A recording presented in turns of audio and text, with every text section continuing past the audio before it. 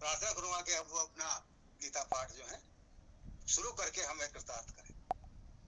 ओम अतुलित बलधामं हेमशैलाभदेहं धनुज्वलन कृशानं ज्ञानिनामग्रगण्यं सकलगुणनिधानं वानराणामधीशं रघुपतिप्रियभक्तं वातजातं नमामि। ओम गुरुर्ब्रह्मा गुरुर्विष्णु गुरुदेव महेश्वर गुरु साक्षात् परम ब्रह्म तस्मै श्री गुरुवे नमः। सभी के हृदय में विराजमान उस परम पिता परमात्मा को मेरा शत शत नमन वंदन एवं प्रणाम। कथा में प्रवेश करते हैं। हम 30वें पे थे ना? जी बहन जी, 29वें पे थे। पढ़ के सुनाया था आपने, उसका आज व्याख्या होनी है। नहीं, हो गया था। अव्यक्तानि भूतानि व्यक्त मध्यानि भारत अव्यक्ता निधनान्येव तत्र का परिदेवना, ये हो गया था। आश्चर्यवत कश्चित पश्चितेन, चलिए फिर से कर लेते हैं कि सारे ही प्राणी अव्यक्तानि, अव्यक्त थे। कब?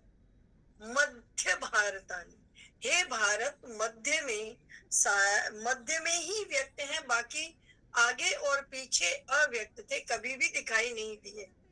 अव्यक्तानि भूतानि, ये सारे भूत अव्यक्त थे। कब नहीं थे? व्यक्त मध्यानि, केवल मध्य में ही ये व्यक्त हैं, यानी दिखाई दे रहे हैं। अव्यक्तानि निधनान्येव, मरने के बाद भी ये अव्यक्त हो जाएंगे। तत्र का परिदेवना, तो फिर क्या शोक प्रकट करना। अर्थात किसी की भी स्थिति उतने ही समय की है जितनी देर हमारे भूतों का संसर्ग उससे हो रहा है, और उतनी देर उसकी सत्ता हमें दिखाई देती है। उसके आगे और पीछे हम हमेशा थे, हमेशा रहेंगे, पर वो सत्ता हमें दिखाई नहीं देती। क्यों? क्योंकि हमारा इंद्रिय विषय संयोग खाली इतने ही काल का है जिसमें हम एक दूसरे को देखते हैं। इस जन्म से पहले क्या थे ये हमें नहीं दिखता, जन्म के बाद क्या होंगे, क्या हमारी अवस्था होगी, ये भी नहीं दिखता। अच्छा, आनंद की बात ये है कि इस बात को सभी धर्म मानते हैं, मुस्लिम भी मानते हैं, क्रिश्चियंस भी मानते हैं। वो ये कहते हैं, वो भी सत्ता को समाप्त नहीं कहते, वो ये कहते हैं कि इसको हमने सुला दिया है, यानी इसकी सत्ता है, अव्यक्त सत्ता है, और कयामत के दिन ये खड़ा होगा, फिर इसका फैसला होगा कि इसने स्वर्ग में जाना है कि नरक में जाना है। सत्ता है इसीलिए तो खड़ा होगा ना अपने फैसले कराने को, यानी कर्मों के साथ वो वहां लेटा होगा। कयामत के दिन इसके कर्म का फैसला होगा। और हम लोग क्या मानते हैं? जैसा हमारा कर्म है, जैसे ही हमने शरीर छोड़ा हमें मिल गया नया शरीर। हमने, जैसे हम कपड़ा पसंद करते हैं, लेते हैं, कुछ समय हमारे जन्म में लगता है, बस उतना ही समय लगता है, और हमें नया वस्त्र मिल जाता है। हम उस नए जन्म को भोग लेते हैं। अब ये जरूरी नहीं है कि हर मनुष्य मनुष्य बनेगा, ये हमारे यहाँ कंपल्शन नहीं है। और ये भी जरूरी नहीं है कि हर व्यक्ति 84 लाख योनियां भोगेगा। हमारे यहाँ 84 लाख योनियां कही गई हैं, अर्थात 84 लाख कपड़े बाजार में उपलब्ध हैं। इस आत्मा ने उसमें से कपड़े पहनने हैं, और इन उन 84 लाख में से कर्मों के मुताबिक कपड़े आप पहन लोगे। अब कितने कपड़े पहनने के बाद मानव जन्म मिलेगा, ये अभी कोई कंपल्शन नहीं है। हो सकता है 2 जन्मों के बाद ही आपको मनुष्य जन्म मिल जाए, और ये भी हो सकता है कि इतने अच्छे कर्म हो कि आपको कोई दूसरा कपड़ा पहनना ना पड़े, फिर मानव देह जैसा ही कपड़ा मिल जाए हमारे। और मैक्सिमम टू मैक्सिमम 84 लाख, उसके बाद तो मानव योनि मिलेगी ही मिलेगी। क्योंकि ये सारे योनियां कर्म प्रधान है। खाली आप इसमें कर्म करते हो और उसका फल भोगने के लिए, किसी अच्छी जगह आने के लिए आपको फिर से यहीं आना पड़ता है, देह धारण करनी पड़ती है। जब इस मानव देह को हम धारण करते हैं तभी ये है कि हम मोक्ष को पा सकते हैं। मानव देह का कितना महत्व है कि हम देवताओं के लिए भी कहते हैं कि ये अशरीरी हैं, इनको शरीर नहीं मिला होगा, इसलिए इन देवताओं का भी मोक्ष संभव नहीं। और ये देवता भी अशरीरी होने के कारण हमसे कुछ लेते हैं, हम इनको हवि देते हैं और ये पलट के हमें अपना आशीर्वाद देते हैं। इनके पास इतना पुण्य तो है कि आपसे कुछ लेके आपको आशीर्वाद देते हैं, लेकिन मानव योनि इनके लिए भी दुर्लभ है। बड़े भाग मानुष तन पावा, सुर दुर्लभ सद ग्रंथन गावा। कि देवताओं के लिए भी ये दुर्लभ है, ऐसा हमारे ग्रंथों ने बताया है। अगर इन लोगों को मानव देह मिल जाए तो ये जितने कर्म करके देव बने हैं, थोड़े और अच्छे कर्म करके ये मोक्ष प्राप्त कर जाए, लेकिन ये नहीं कर सकते क्योंकि अब इनके पास शरीर नहीं है, ये अशरीरी है। तो इतना भाग्यशाली हैं हम लोग, और उससे भी अधिक भाग्यशाली हम तब हो जाते हैं जब हम गीता के रास्ते पर चलने के लिए सोच लेते हैं। ये हमारी भाग्यशालीता की पराकाष्ठा है कि हम उस परम पिता परमात्मा के मार्ग पर सब चल रहे हैं। इसमें कोई दो राय नहीं है कि हम भाग्यशाली हैं।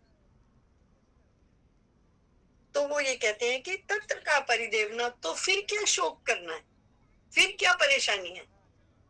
फिर तो कोई परेशानी है ही नहीं, क्योंकि हर व्यक्ति केवल इसी समय जो हमें दिखाई दे रहा है, इसी समय ही प्रकट है। ऐसा नहीं है कि ये पहले नहीं था और ऐसा नहीं है कि ये बाद में नहीं होगा। खाली हमें दिखता नहीं। हमें दिखता कितना है? जितना आज हमारे इंद्रिय विषय संयोग से दिखाई देता है। कहते हैं अगर ऐसा भी है, क्योंकि ये निरंतर चलने वाली प्रक्रिया है और खाली बीच का ही समय दिखाई दे रहा है, तो फिर क्या सोचें? फिर तो सब ठीक ही है। तो इसके लिए भी शोक करने की तो कोई जरूरत नहीं है, क्योंकि आपको बीच का समय दिखना है, ना अगला दिखना है ना पिछला दिखना है। लेकिन ऐसा नहीं है कि अगला और पिछला नहीं है, वो खाली दिखना नहीं। अब जब तुम इस स्थिति को समझ गए हो तो इसके विषय में क्या शोक करना? तो वो कहते हैं आश्चर्यवत पश्यति कश्चिदेनम, आश्चर्य से देखता है कोई इसको। आश्चर्यवत वदति तथैव च अन्यः, आश्चर्यवत आश्चर्य रूप में, वदति कहता है, तथैव च अन्यः कुछ अन्य इसको आश्चर्य रूप में कहते हैं। आश्चर्यवत वच्चैमन्यः, वो कहते हैं कि कोई अधिकारी इसको आश्चर्य से सुनता है, कान से सुनता है। श्रुणोति श्रुत्वाप्यन्यं वेद न चैव कश्चित्, कोई तो सुनने के बाद भी इसको नहीं जानता। अब कहना क्या चाहते हैं? देखो 29वां अच्छा, कहना क्या चाहते हैं? कहना ये चाहते हैं कि ये जो आत्मा का विषय है, ये इतना गूढ़ है, इतना रहस्य वाला है, इतना हमारी आंखों को भौचक्का करने वाला है कि अर्जुन, ये जो तुम खुले मुख से मुझे देख रहे हो, मैंने भी देखा। ये है ही आश्चर्य युक्त। यानी पहली बात तो सबको समझ नहीं आता, कोई इसको देख तो पाता नहीं, कोई एक विरला जो इसको जान लेता है, वो भी इसको हैरानी से ही देखता है। वो इसके प्रति स्वाभाविक नहीं हो पाता, जैसे हमने कोई नई चीज देखी, हम 2 मिनट देखते हैं, फिर हमें समझ आ जाता है, हाँ ठीक है, ये रुई से बना है, इसके ऊपर कपड़ा चढ़ा है, यहाँ पे कढ़ाई की है, यहाँ पे मोती लगा है, तो ये ना एक शेप दे दी है।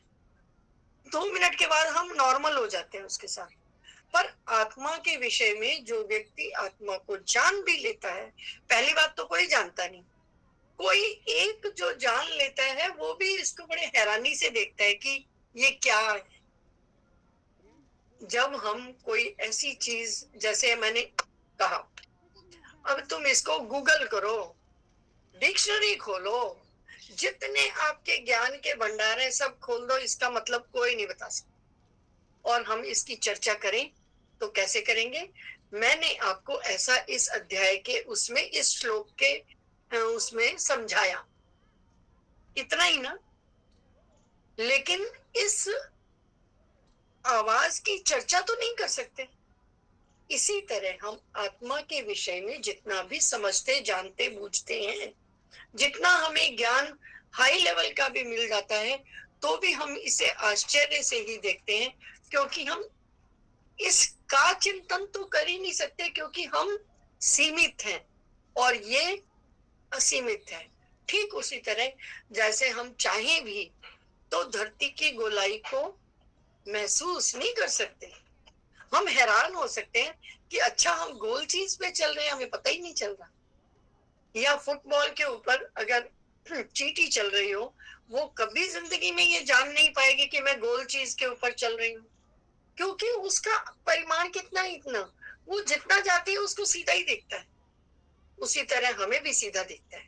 हम ये कहें आकाश, हमारी आंखें तो सारा देखती हैं और आकाश में तो कोई रुकावट भी नहीं है देखने में, तो भी क्या हम पूरा आकाश देख सकते हैं? उसके परिमाण के विषय में हम आश्चर्य कर सकते हैं। इसी तरह से जो इसको जानता भी है वो आश्चर्य से इसको देखता है, और फिर वो कहते हैं आश्चर्यवत वदति तथैव चान्य, और जो इसके बारे में चिंतन को बोलता भी है वो भी आश्चर्य की भांति बोलता है, क्योंकि वो पूरा तो बोल ही नहीं पाता, पूरा किसी को पता ही नहीं है, तो बोलेगा क्या? तो वो भी आश्चर्यवत होकर ही बोलता है। फिर आश्चर्यवत चैनम शुणोति, और कोई अन्य इसको आश्चर्य के समान ही सुनता है।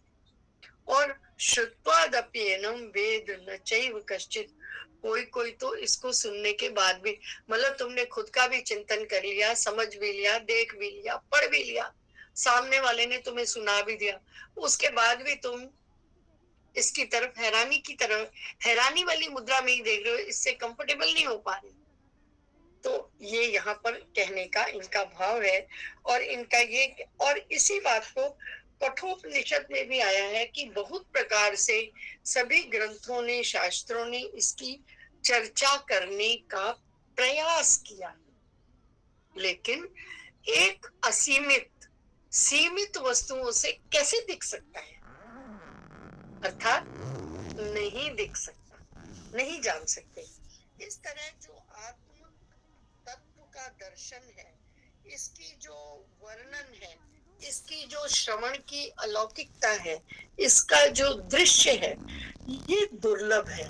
और इसी बात को अगले श्लोक में कहा है, देही नित्यम बद्धोयम, देही यानी इस देह में रहने वाला वो आत्मा, वो देही जो है, नित्यम बद्धोयम, नित्यम अवध्योयम, और नित्यम का माँ आधा है, आ इसका मिलके माँ पूरा हो गया, नित्यम अवध्योहम, यानी ये नित्य ही अवध्य है। अवध्य के दो मतलब निकलते हैं, एक इसको मारा नहीं जाना चाहिए, एक ये मारा नहीं जा सकता। अवध्य शब्द के दो अर्थ होते। तो जैसे अब उदाहरण के लिए गाय अवध्य है, तो यहाँ कहना क्या चाहते हैं कि गाय को मारा नहीं जाना चाहिए, लेकिन मारी जा सकती है, कसाई मार देता है। लेकिन जो आत्मा के विषय में है तो पहला अर्थ नहीं लगेगा, दूसरा अर्थ लगेगा कि आत्मा को मारा नहीं जा सकता,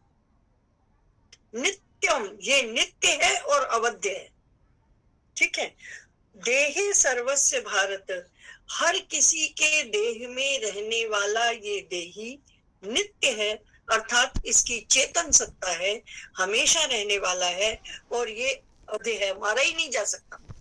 फिर तस्मात् सर्वाणि भूतानि, और ये सभी भूतों के साथ है। जब हम कहते हैं सभी भूतों के साथ है, तो इसका अर्थ है स्थावर जंगम जितना भी जड़ चेतन प्राणी भूत हमें दिखाई देते हैं, ये बात सब पर लागू होती है। और कपड़े की बात के ऊपर खाली शब्द आया था नरोपराणी, क्योंकि वस्त्रों को बदलने का काम केवल नर का मतलब पुल्लिंग स्त्रीलिंग से नहीं है। नर का मतलब हम शरीरधारी इंसान। और यहाँ जब हम बात कर रहे हैं तो नित्य सत्ता की बात हो रही है, तो जितना भी चराचर जगत में जीवित सत्ता है, उस सारी सत्ता की बात करते हुए कहते हैं तस्मात् सर्वाणि भूतानि, कि जितने भी महाभूत यहाँ दिखाई देते हैं, अर्थात जितने भी देहधारी यहाँ हैं, जितनी भी 84 लाख योनियां हैं, उन सभी योनियों में रहने वाला जो देही है वो अनित्य है, नित्य है और अवध्य है, वो मारा नहीं जा सकता। और यदि ऐसा है, न तुम सोची तुम अर्हसी, तो तुम शोक करने योग्य हो ही नहीं। देखो, पहले 10 श्लोकों के बाद, यानी 11वें श्लोक से 30वें श्लोक तक, ये 30वां था ना, 30वें श्लोक तक प्रभु ने 4 बातें बताई। आत्मा के विषय में 3 विशेषण दिए हैं। क्या क्या? देही और देह, देह नश्वर और देही अनश्वर। ठीक है। दूसरी बात है नित्य और अनित्य। जिसकी नित्य सत्ता है, जिसकी सत्ता में कोई परिवर्तन नहीं है, सच्चिद आनंद कंद जिसको हम कहते हैं, जो वो नित्य सत्ता है, उसका वर्णन किया है। और उसके ऑपोजिट क्या आ जाता है? अनित्य। देही और देह, एक मरण धर्मा, एक जीव, एक अमरण धर्मा अवध्य, और दूसरा बताया नित्य और अनित्य, सदा एक सा रहने वाला और परिवर्तनशील।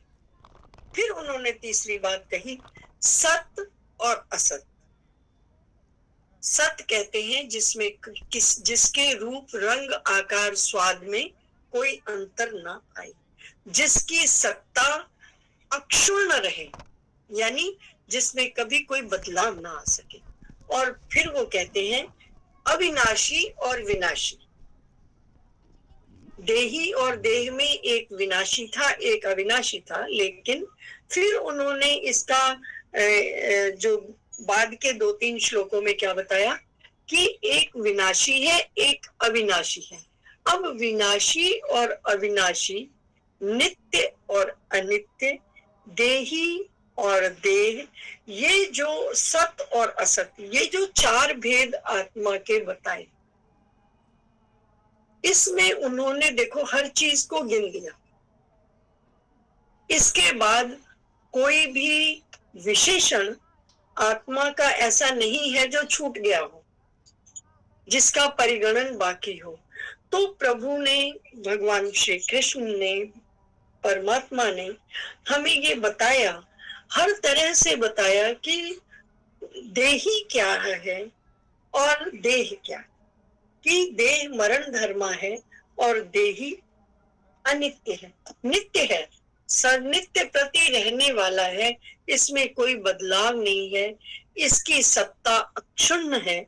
और देही, इसको जला सकते हो, गला सकते हो, काट सकते हो, पीट सकते हो, फेंक सकते हो, गीला कर सकते हो, लेकिन आत्मा को नहीं। इस तरह से देही और देह का बात बताया गया।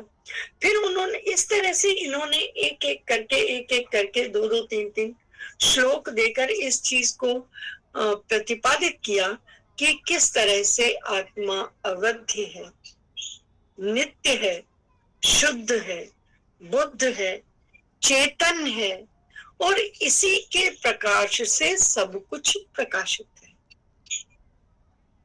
और ये भी बताया कि मात्रा स्पर्शातु कौन्तेय कि ये जितना भी कुछ देह है ये उतना ही है जितना हमारी इंद्रियों का उससे संयोग।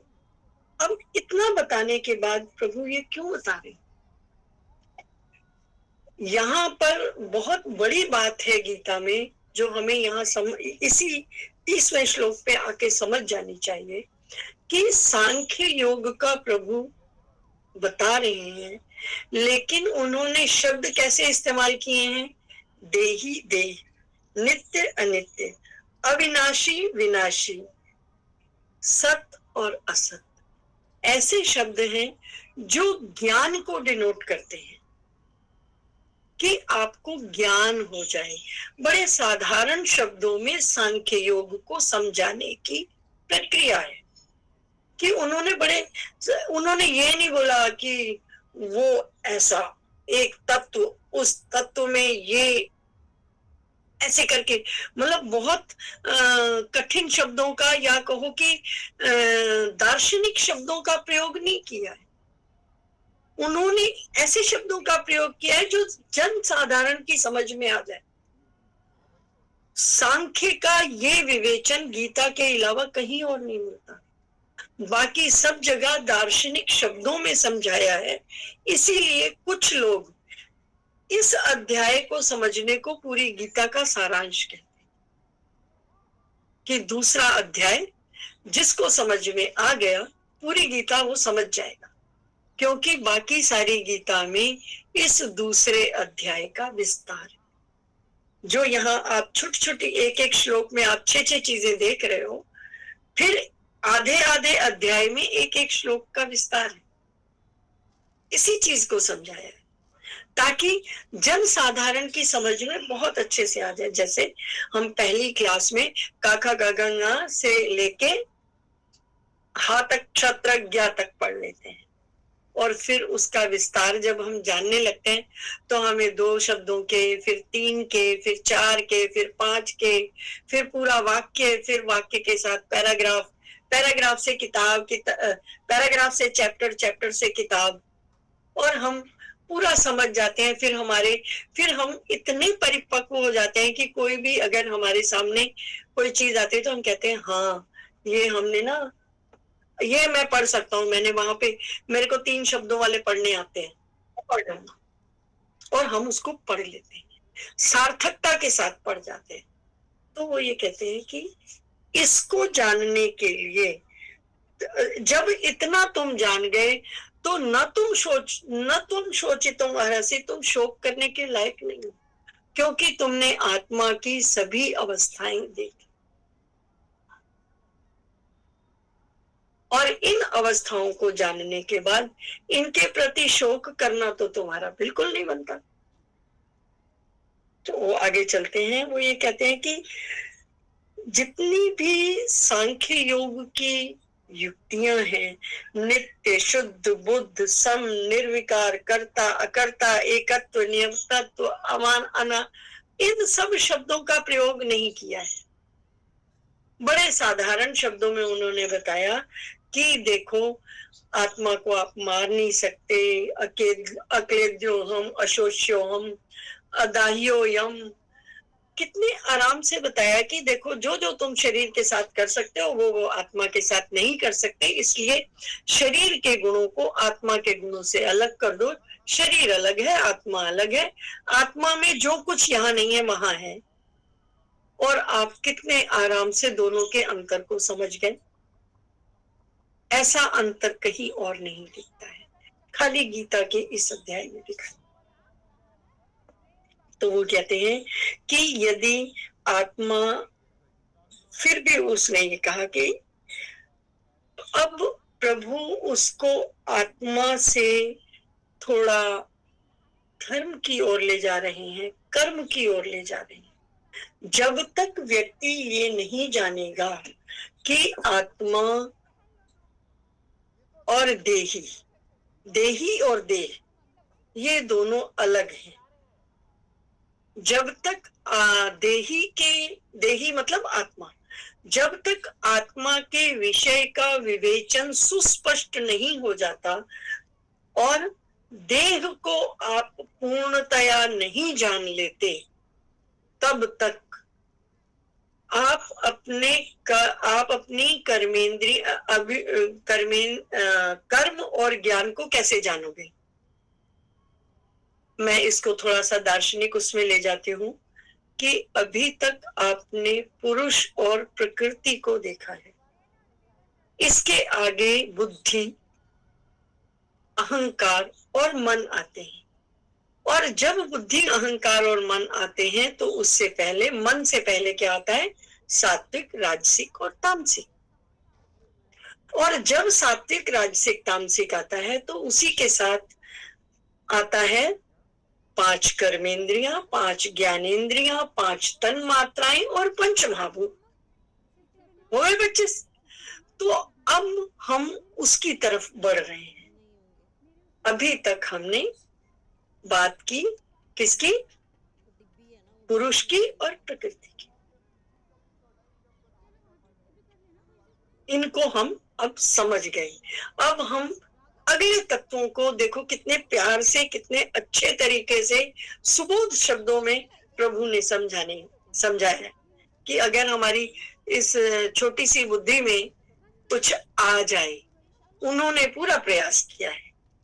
तो कहते हैं, स्वधर्ममपि चावेक्ष्य न विकम्पितुम अर्हसि धर्म्याद्धि युद्धाच्छेयो अन्यत् क्षत्रियस्य न विद्यते। तो कहते हैं, अगर तुम धर्म की बात करते हो, धर्म क्या है, सबसे पहले तो हमें यही जानना चाहिए कि धर्म क्या है। धारणा धर्म इत्याहु, धारण करने से धर्म, कि हमने क्या धारण किया। धारण किया मतलब हमने अपना कर्तव्य कर्म क्या निश्चित किया। अब छोटा बच्चा है तो उसके कर्तव्य और हैं, उसका धर्म है कि वो खाए पिए खुश रहे, सेहत बनाए, खेले, अपनी हृष्ट पुष्टता देखे, अच्छा खाए ताकि उसका इम्यून सिस्टम अच्छा हो जाए, ताकि वो आगे चलकर सभ्य बालक बने। थोड़ा बड़ा हुआ और अपने आप थोड़ी जानकारी में आया, पढ़ने गया, तो उसका कर्तव्य फिर अलग हो गया।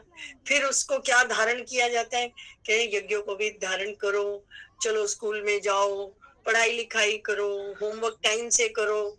फिर तुम उसको नियम की पाबंदियां भी सिखाते हो कि सुबह जल्दी उठना है, फिर ये करना है, फिर स्कूल जाना है, स्कूल से आके होमवर्क करना है, शाम को 1 घंटा खेलना है, फिर तुम्हें समय से सोना है।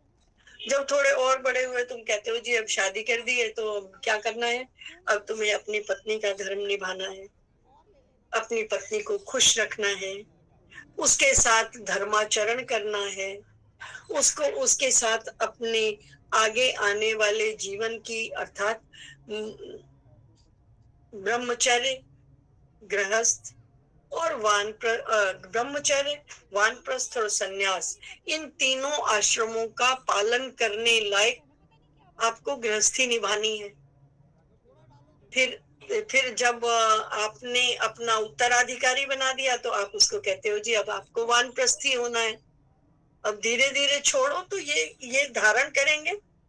और फिर आप कहते हो कि अब आप सम्यक न्यस्तम कर्ममिति, तुम अब अपने जिंदगी को बिल्कुल एक दिनचर्या, एक ढर्रे पे ले आओ और उस तरह से अपने सारे कार्यों को करो। ये सन्यास है। जिसने अपने सभी कार्यों को सम्यक प्रकार से न्यस्त कर लिया यानी रख लिया, वही सन्यासी। तो ये सारा धारण करना क्या है, धर्म है। जैसे हमारे जीवन की 4 अवस्थाएं हैं, उसी तरह से किसी भी व्यक्ति के कर्म करने की भी 4 अवस्थाएं हैं। ब्राह्मण, क्षत्रिय, वैश्य और शूद्र, इसमें कोई भी गलत या अच्छा नहीं है। आप मतलब शूद्र से वो भाव मत लाओ जो मध्यकालीन भारत में मुसलमानों के आने से, क्रिश्चियंस के आने से हो गया है। शूद्र का अर्थ वो नहीं है जो हम आप रूढ़िता में समझते हैं। शूद्र का अर्थ है सेवा भाव।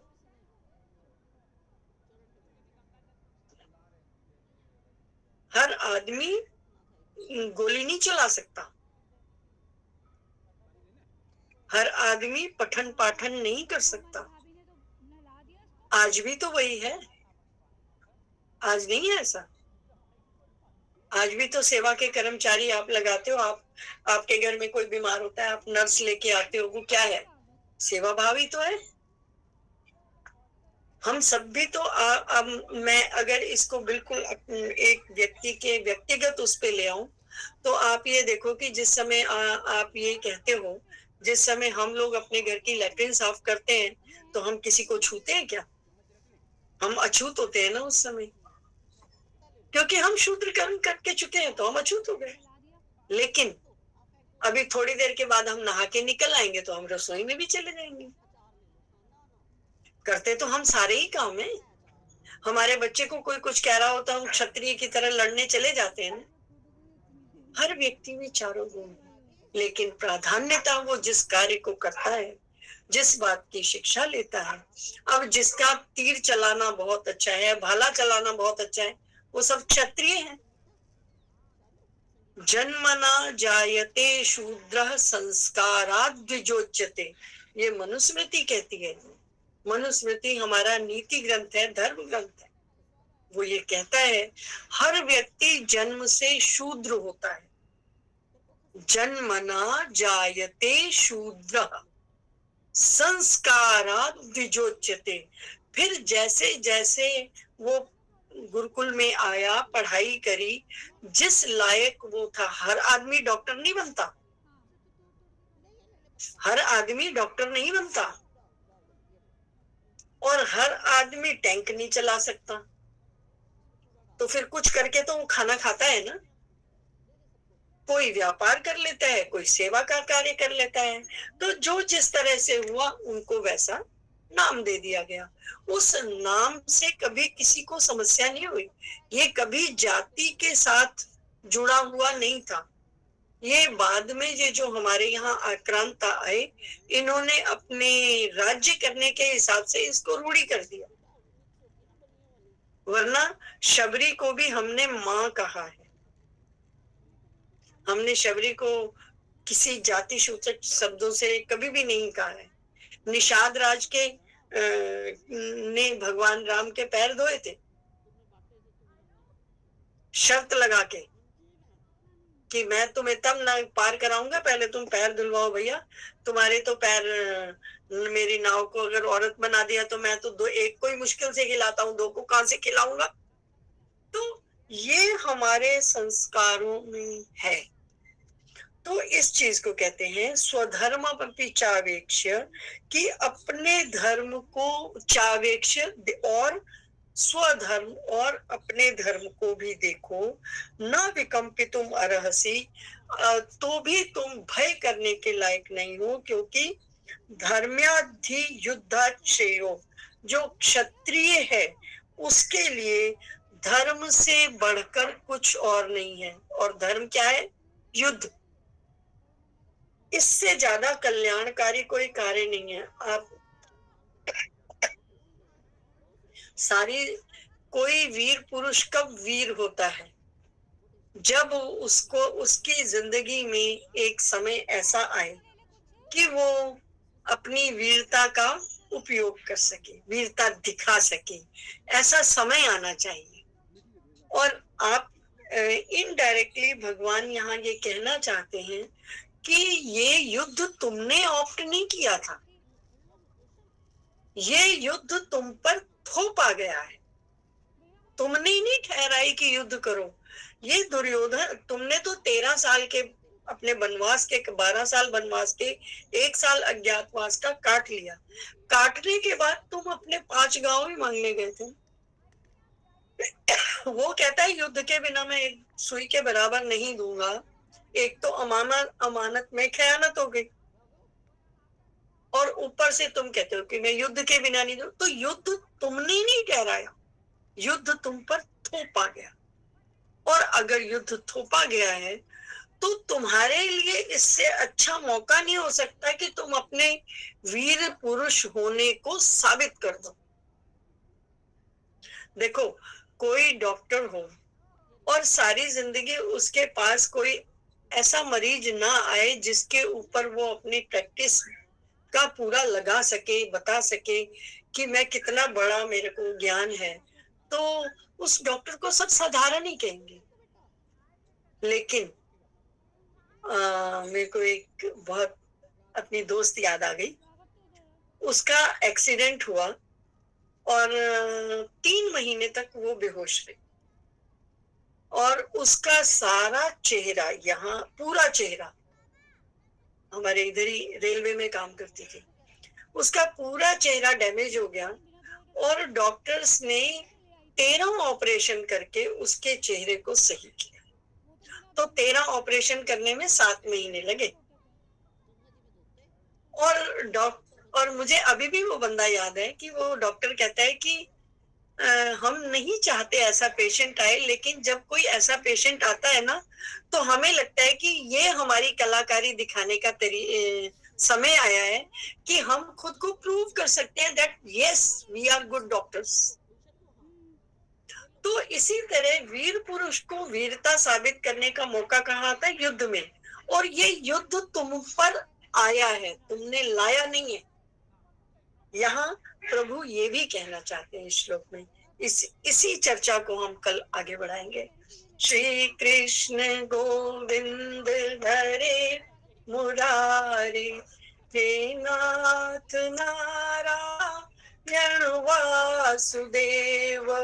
श्री कृष्ण गोविंद हरे मुरारे, हे नाथ नारायण वासुदेव।